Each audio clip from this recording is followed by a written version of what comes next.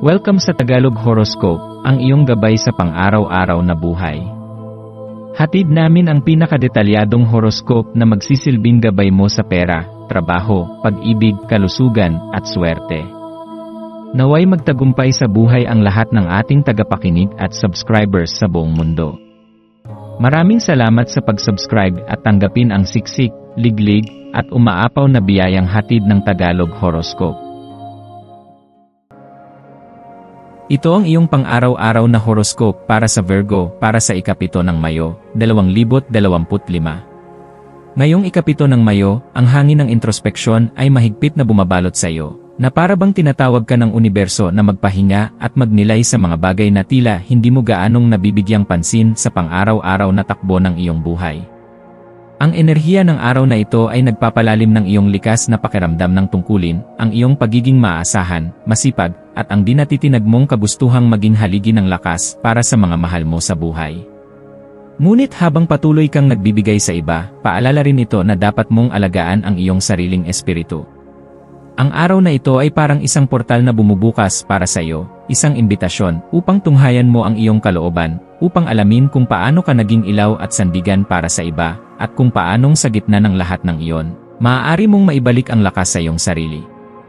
Habang pinapakinggan mo ang daloy ng araw na ito, mahalagang bigyan ng pansin ang mga simpleng bagay na may malalim na kahulugan.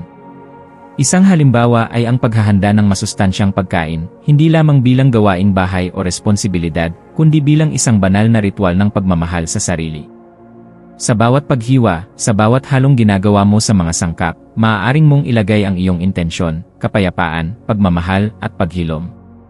Ang pagluluto ngayon ay maaaring magsilbing meditasyon, isang tahimik na paglalakbay patungo sa sarili. At kung ibabahagi mo ang pagkain ito sa mga mahal mo, higit mong mapapalalim ang inyong ugnayan. Ang bawat subo ay magiging alaala ng iyong malasakit, at paalala na hindi mo sila kailanman pinabayaan. Magsilbi rin sanang paanyaya ang araw na ito upang yakapin ang kalakasan ng iyong espiritual na pagkatao. Hindi mo kailangang sumagot ng mabilis sa lahat ng tanong ng buhay. Sa halip, hayaang gumabay ang katahimikan sa iyo.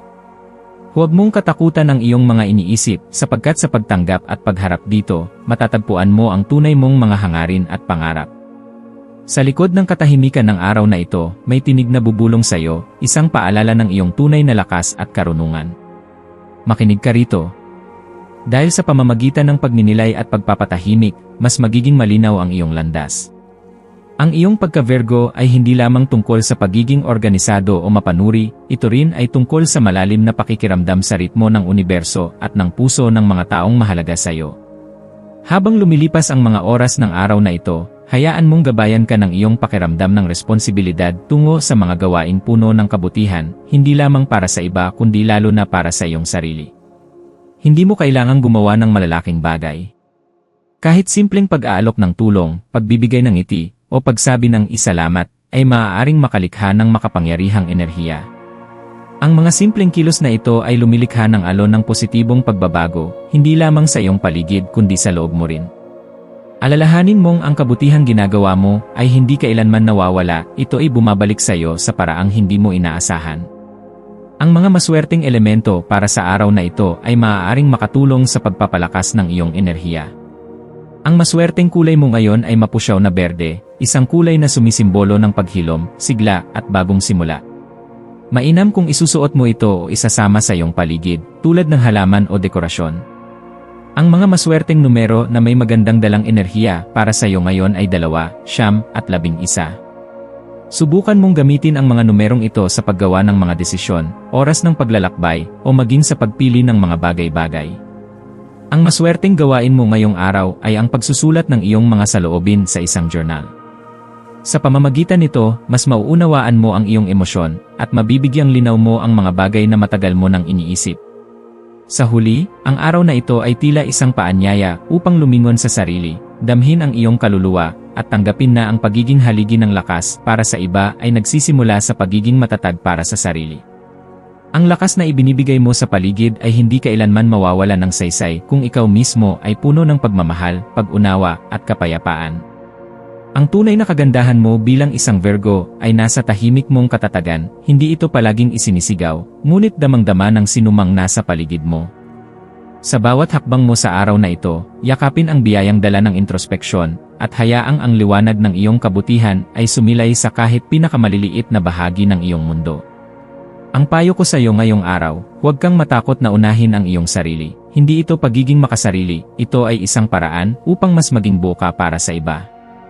Ang pagninilay, pagpapahinga, at pagbibigay ng panahon para sa iyong sarili ay hindi kapritso, kundi isang pangangailangan.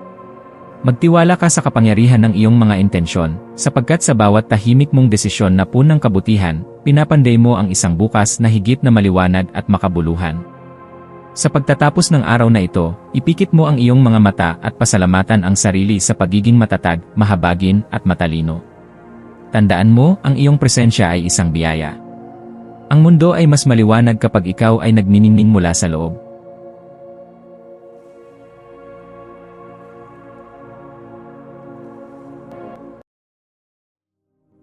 Tayo ay magkaroon ng kaunting sandali upang ipagdasal ang lahat ng mga dalangin ng ating mga subscribers, na sana'y matamo nila ang kanilang mga pinapangarap sa buhay, magandang trabaho, mabuting kalusugan, payapa at masayang pamumuhay, at siksik, liglig at umaapaw na biyaya at kayamanan.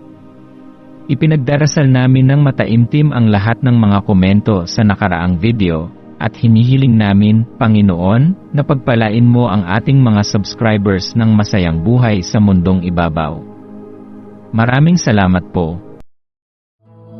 Maraming salamat sa panonood ng iyong horoscope ngayon araw. Naway gabayan ka ng mga bituin sa iyong landas. Huwag kalimutang mag-like, share, at subscribe para sa iba pang cosmic na kaalaman. Hanggang sa muli, manatiling konektado sa universo.